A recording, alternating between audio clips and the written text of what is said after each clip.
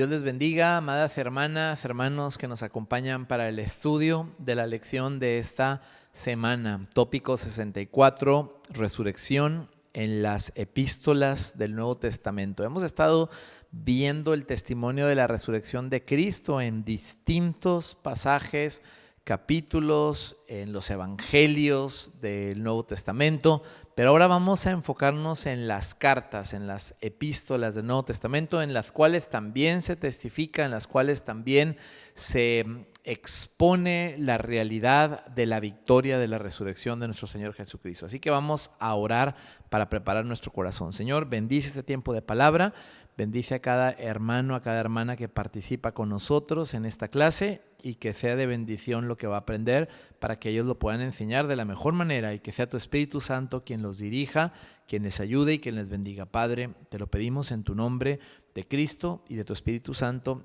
Amén y amén. Nuestro rompehielo habla de una pregunta muy interesante. ¿Cómo crees que impacta la resurrección de Cristo en tu vida cotidiana? Coméntalo. Bueno, ahí se va a llevar a reflexionar a cada uno de los asistentes acerca de cómo el hecho de que Cristo resucitó es el fundamento de nuestra fe. Si Cristo no hubiera resucitado, no tuviéramos nada que predicar, nuestros pecados no hubiesen sido perdonados, porque el paquete completo del plan redentor de Dios era que Él murió, pero que también que Él resucitaría al tercer día. Así que vana sería nuestra fe. Pero la realidad de que tantas personas en el mundo son creyentes, leen la Biblia, toman la Biblia como el texto inspirado por Dios para corregir, para redarguir, para instruir en justicia, para que el hombre de Dios sea perfecto, es porque es real, es verdad. Realmente Cristo sí resucitó y Él vive y Él está entre nosotros. Así que vamos a hablar de todo eso en esa pregunta rompehielo. También quiero leer el verso clave para comenzar. Dice en Romanos 1 del 3 al 4, dice así: la buena noticia trata de su Hijo. En su vida terrenal, Él fue descendiente del rey David. Eso está buenísima, esta aclaración del versículo. En su vida terrenal, Él fue descendiente del rey David, en lo humano, pero en lo espiritual era ese hijo unigénito de Dios, el único hijo de Dios, unigénito. Después, ¿verdad?, viene a ser el primogénito, el primero que resucitó de entre los muertos, nuestro hermano mayor, por así decirlo, pero Él era el hijo en lo espiritual unigénito de Dios antes de venir a este mundo. Así que únicamente en lo humano es descendiente del rey David. Y quedó demostrado que era el Hijo de Dios cuando fue resucitado de los muertos. Como les digo, la resurrección de Cristo testifica que verdaderamente Él era el Hijo de Dios, porque resucitó, dice, mediante el poder del Espíritu Santo. Él es Jesucristo, nuestro Señor. Amén. Así que eso fue lo que testifica que Él es el Hijo de Dios, que Él resucitó. En el Profundiza vamos a estar recordando un poquito de cómo estuvimos viendo en las enseñanzas pasadas acerca de la resurrección, de los testimonios, como les platiqué. Vimos de las apariciones que tuvieron, cuando lo vieron las mujeres, cuando lo vieron los discípulos, que por un tiempo de 40 días estuvo teniendo distintas apariciones de las cuales se dio testimonio en la Biblia, en varios textos, pero estamos hablando ahora en el Profundiza, que ahora vamos a estarlo viendo más enfáticamente en las epístolas, que dicen las epístolas acerca de su resurrección y que nos hablan mucho de esa salvación que es por gracia, que no es por obras, pero también nos habla de una promesa que vamos a ser más enfáticos en esta lección de lo que hemos visto este tema en anteriores de la resurrección, y es que vamos a ser más enfáticos en la victoria que obtenemos con la promesa de la segunda venida de Cristo. Acompáñenme en Romanos 10:9. Dice que si confesares con tu boca que Jesús es el Señor y creyeres en tu corazón que Dios le levantó de los muertos, serás salvo. Aquí nos habla de la importancia de la confesión y de creerlo en el corazón, de que Cristo lo levantó Dios de los muertos, a Cristo. Dice Romanos 8 del 1 al 2, ahora pues ninguna condenación hay para los que están en Cristo Jesús, los que no andan conforme a la carne, sino conforme al Espíritu. Porque la ley del Espíritu de vida en Cristo Jesús me ha librado de la ley del pecado y de la muerte. ¿Qué hizo su resurrección? Nos ha librado del pecado y de la muerte. Amén. Romanos 8:11.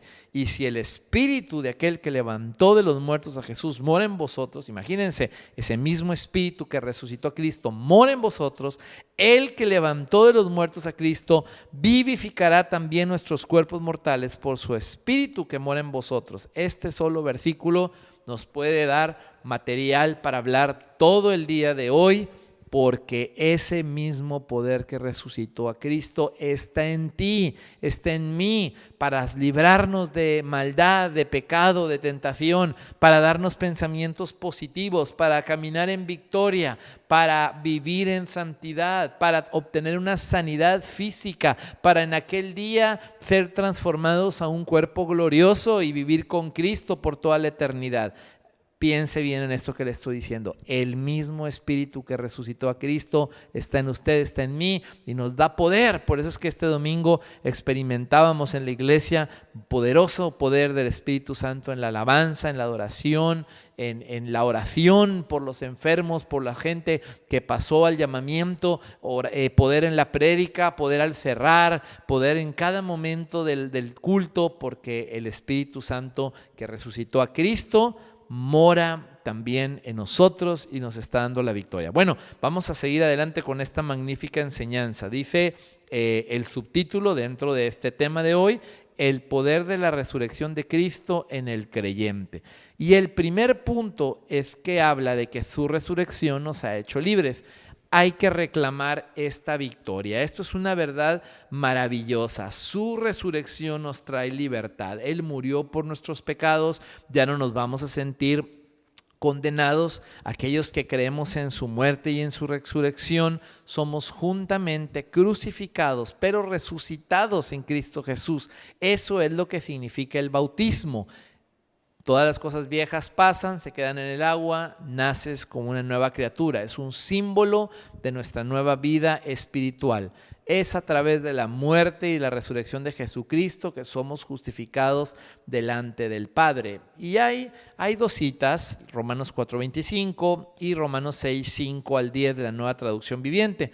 Sí tenemos el día de hoy en esta lección algunas citas un poco largas, pero vale la pena que ustedes sí las lean en su lección. Saben que cuando nosotros preparamos esta clase tratamos de acentuar cosas que les queremos comentar a ustedes, pero no quiere decir que como yo estoy dando exactamente esta clase usted la va a dar. No, porque nosotros les estamos tratando de enseñar a ustedes cosas que les son de beneficio para que ustedes ya la puedan desarrollar. Entonces, si ve que yo me brinco algunos versos, etcétera, no es porque quiero que usted se los brinque, más bien es porque le voy a estar especificando qué es lo que le conviene leer.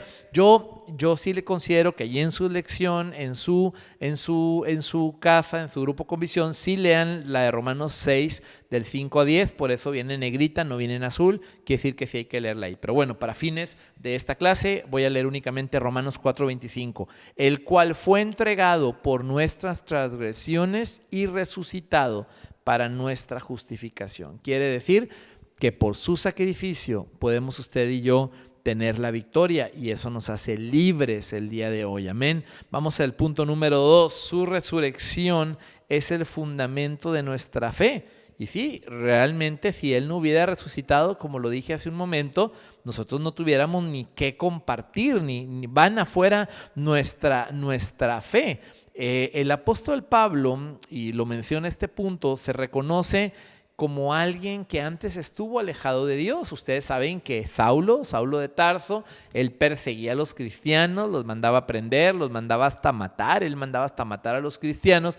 Entonces él dice, claro que fue por la resurrección de Cristo, la muerte y la resurrección, que yo ahora me puedo dar el lujo de haber sido llamado al ministerio, de ser perdonado, siendo yo que antes estaba separado, y de ahora ser apóstol. Y él se menciona a sí mismo como el menor de los apóstoles. ¿Por qué se menciona así? Porque fue el último que fue llamado él tuvo el testimonio como todos los demás apóstoles de haber visto a Jesús, porque él lo vio cuando fue tirado de ese animal en el que iba y tuvo un encuentro con Cristo y Cristo le dijo, Saulo, ¿por qué me persigues, verdad? Entonces realmente por eso dice, pues yo fui el último llamado, soy el más pequeño, fui el último, por eso él se sentía así, a lo mejor con mucha humildad, pero él reconoce que la resurrección de Cristo le cambió la vida. Cuando aceptamos a Cristo como nuestro Señor y Salvador, esto nos trae libertad. No debemos de dudar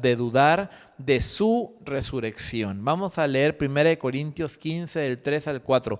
Porque primeramente os he enseñado lo que asimismo recibí, que Cristo murió por nuestros pecados conforme a las Escrituras, y que fue sepultado y que resucitó al tercer día conforme a las Escrituras.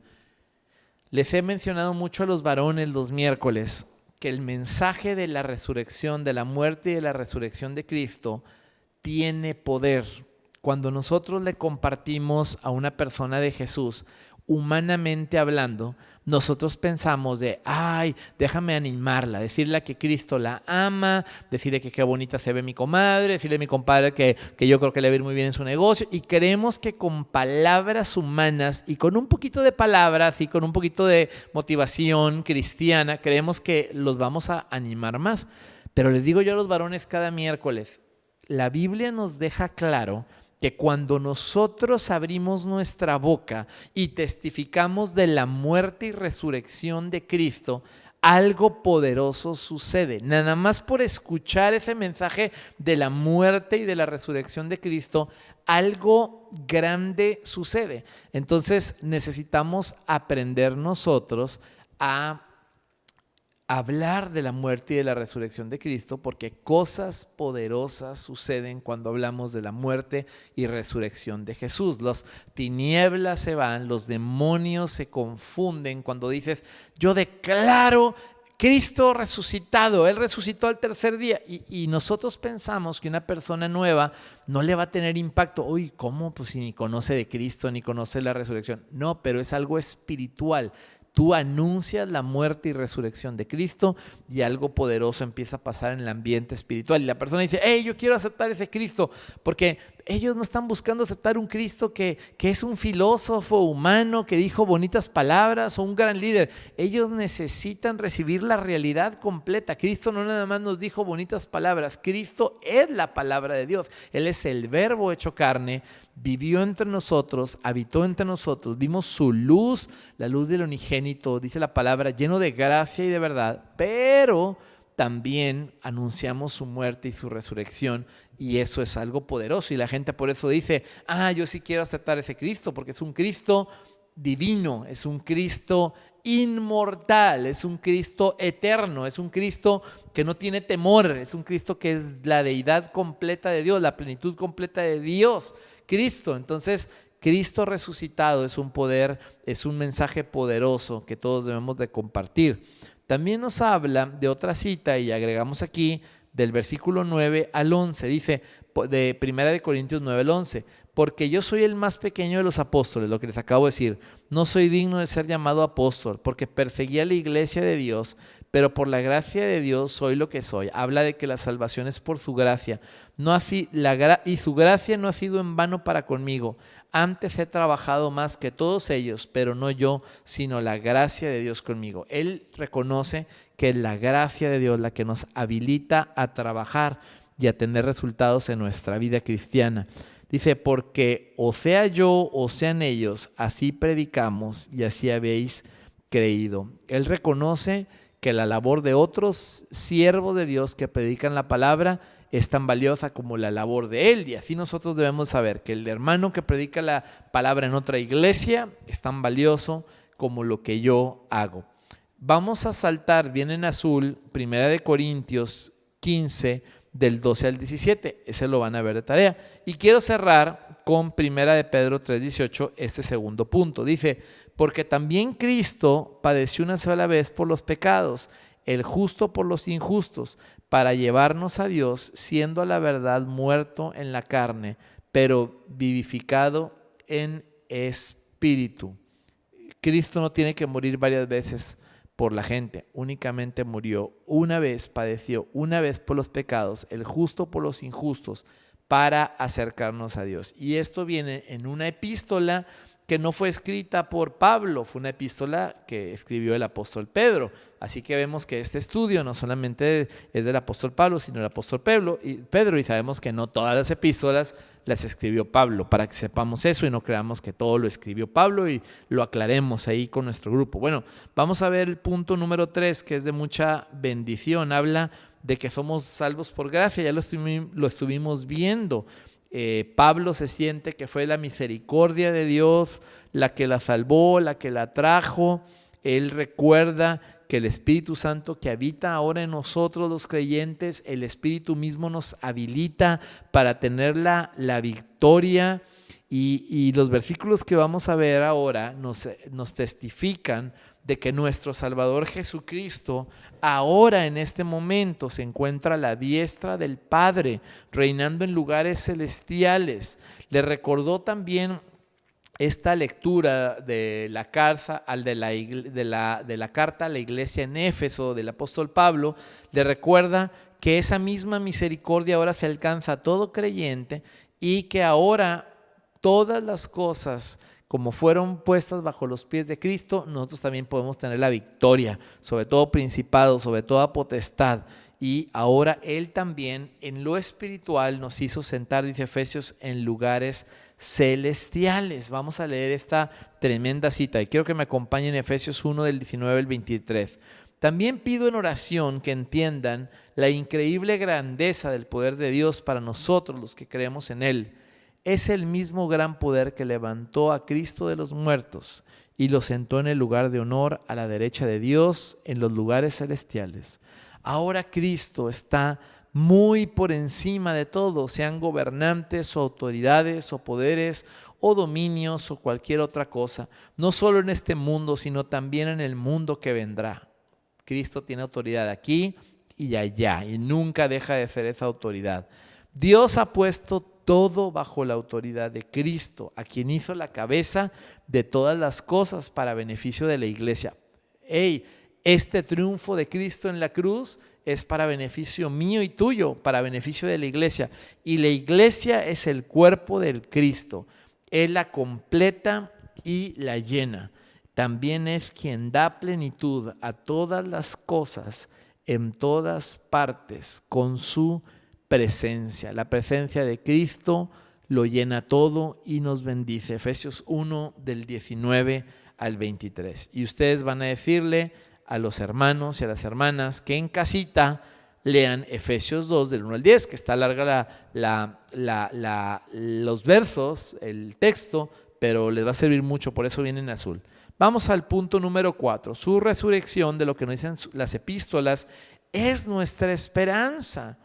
Y su segunda venida es una realidad. Me encantó este punto porque también hay poder en hablar en la segunda venida de Cristo. Te digo, el cristiano ha perdido mucha autoridad en estos días cuando se pone nada más a ver el cristianismo como un mensaje motivacional. Le dice a la comadre, acompáñeme a la iglesia, comadre, para que usted sienta bonito. No, nada más se trata para que sienta bonito, es para que tenga un encuentro con Dios, para que Cristo resucitado se manifieste en ella, para que ella clame a la sangre de Cristo. Hay muchos cristianos el día de hoy que ni siquiera declaran la sangre de Cristo, porque ni siquiera saben que pueden usar la sangre de Cristo para protegerlos y para ser libres de todo ataque y de todo pensamiento del enemigo, de toda enfermedad. Muchos cristianos no agarran la bendición de la unción del Espíritu que viene y rompe yugos, ideas malas en nuestra cabeza, temores, miedos. La gente no se agarra de la unción. La unción, dice la Biblia, que rompe yugos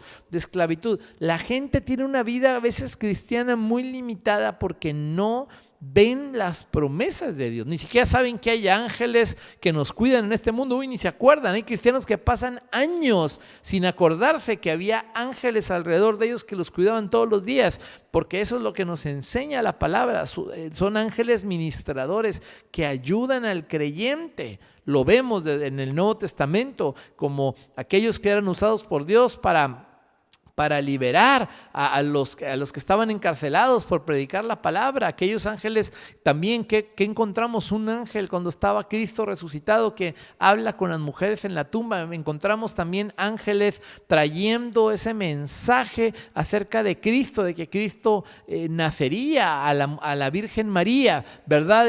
Los ángeles son siervos poderosos de Dios y la gente ni sabe que hay ángeles que los cuidan cristianos. La gente cristiana ni sabe eso porque no leen su palabra y no entienden la grandeza y el poder de eso. Y yo he conocido testimonios de primera mano de hermanos, de pastores que ángeles le ayudaron a sus hijos. Uno de mis pastores de Monterrey le ayudó a uno de sus hijos y ángeles y hemos tenido testimonios tremendos. Yo también tuve un par de testimonios donde yo sentí esa presencia de ángeles ayudándome por las cosas sobrenaturales que me pasaron en las dos ocasiones. Y bueno, luego le platicaré un poquito de eso, pero lo que le quiero decir es que a veces no creemos más porque no leemos la palabra y no vemos todo lo que la Biblia dice.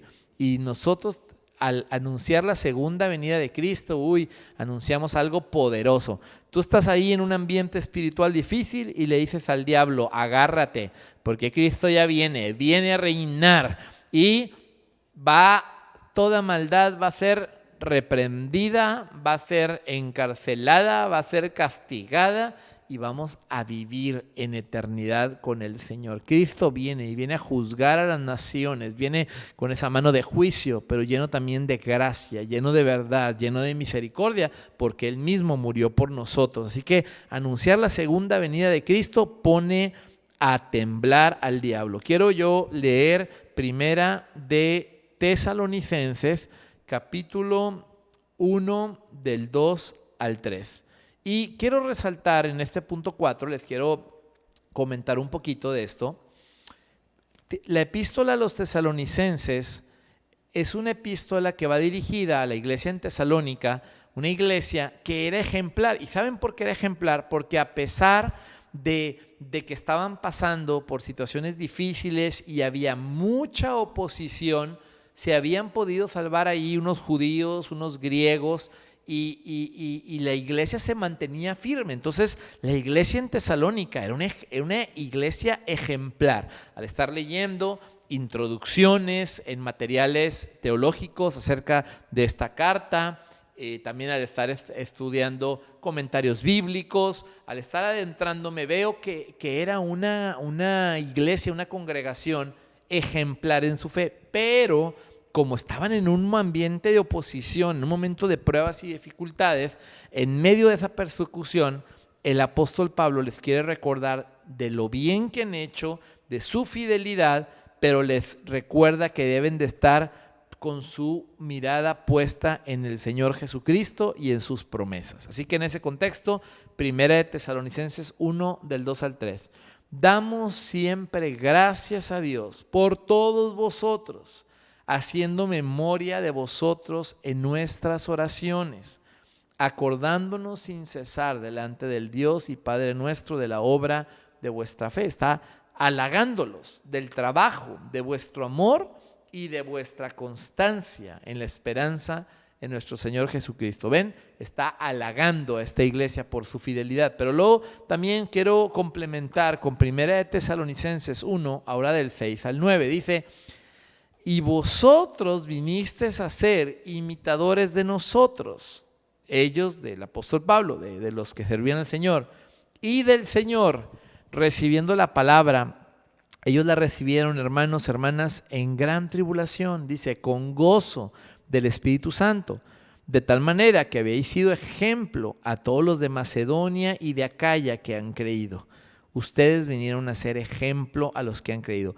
Dice, continuó con el texto, porque partiendo de vosotros ha sido divulgada la palabra del Señor, no solo en Macedonia y Acaya, sino que también en todo lugar vuestra fe en Dios se ha extendido, de modo que nosotros no tenemos necesidad de hablar nada, porque ellos mismos cuentan de nosotros la manera en que nos recibisteis y cómo os convertisteis de los ídolos a Dios para servir al Dios vivo y verdadero. Lo está halagando también a la iglesia en Tesalónica, aparte de su fe, de que con su testimonio ya el apóstol ya no tenía ni siquiera que testificar porque ese testimonio ya corría entre la gente y en los alrededores. Aparte tenían un gran testimonio, se apartaron de los ídolos para servir a un Dios vivo y verdadero. Qué tremenda palabra, qué bonita palabra, porque el apóstol les está diciendo que hay una esperanza en la resurrección, hay una esperanza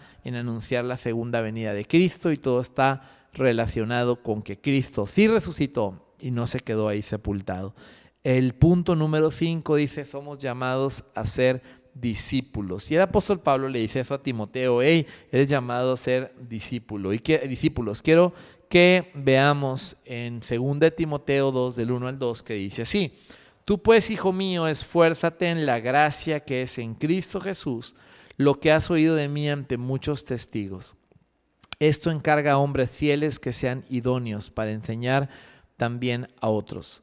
Yo quiero testificar que aquí les está diciendo el apóstol Pablo a Timoteo que él es llamado a ser discípulos, pero yo quiero testificar y quiero aclarar que la gracia no es una excusa para vivir una vida de pecado. Muchos piensan como que la gracia es para tener libertinaje. No, la gracia no vino para que peques más, vino para que por el poder del Espíritu Santo y del perdón de tus pecados tengas más libertad, seas libre totalmente, tengas unción para predicar y huyas de toda pecaminosidad. Eso es la gracia. La gracia no te viene a hacer pecar más ni a darte más chances de pecar. Viene a darte una vida más pura, más santa. Por eso el primer parte de ese texto dice: esfuérzate en la gracia. Pareciera que fuera contradictorio. ¿Cómo que me voy a esforzar en la gracia? Pues si la gracia es recibir algo que no merezco. Pues sí, esfuérzate en la gracia quiere decir, como el apóstol Pablo lo dijo en otra cita, echa mano de la vida eterna. O sea, ya que sabes que eres salvo, ya que sabes que tienes la ayuda de Dios, esfuérzate en la gracia, en predicar más, en evangelizar más, en compartir de Cristo a más personas. Esfuérzate en la gracia. Así que te lo digo de todo corazón, la gracia no es para pecar o para apartarte de Dios, es para acercarte a Dios y para vivir una vida en victoria. Y hay otra cita más que yo quiero leer, que voy a brincarla del 8 al 13 de la NTV, porque esa es larga y es para que ustedes la lean en sus casas, los que van a darles a ustedes el estudio, pero quiero terminar con Romanos 8, 18 y 19. Pues tengo por cierto que las aflicciones del tiempo presente no son comparables con la gloria venidera que nosotros ha de manifestarse, porque el anhelo ardiente de la creación es el aguardar la manifestación de los hijos de Dios. Nos está enseñando el apóstol Pablo que las breves tribulaciones que podríamos tener por compartir la palabra, por caminar en una vida cristiana, por echarle ganas a nuestra vida cristiana, esas tribulaciones no se van a comparar con la gloria venidera que tendremos por toda la eternidad con el Señor. Yo los invito a que ahí en sus grupos hagan ese cierre. Recuerden que nosotros ya no tenemos una naturaleza pecaminosa porque hemos nacido de nuevo. Recuerden que cuando el apóstol Pablo dijo: ¿quién me librará de este cuerpo de muerte?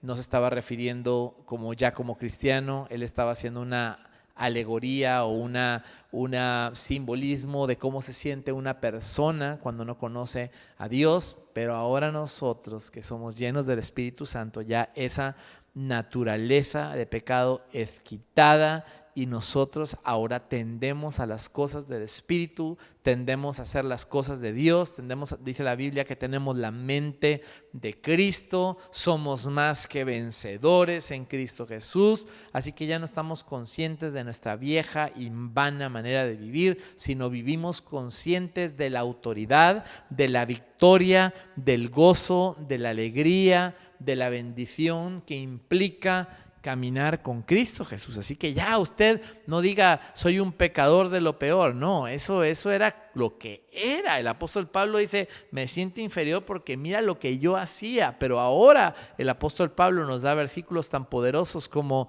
ciertamente una cosa hago, dejando a un lado lo que queda atrás, prosigo a la meta, al supremo llamamiento en Cristo Jesús. Así que siga para adelante, siga en victoria, siga caminando con la gracia. Para eso Cristo resucitó, no para que usted esté pensando en pecado todo el día, pero para que piense en lo que Dios puede hacer por su vida, en su familia, cómo lo puede bendecir, sanar, prosperar y cómo puede que usted comparta con otros de Cristo. Vamos a orar. Gracias por esta enseñanza.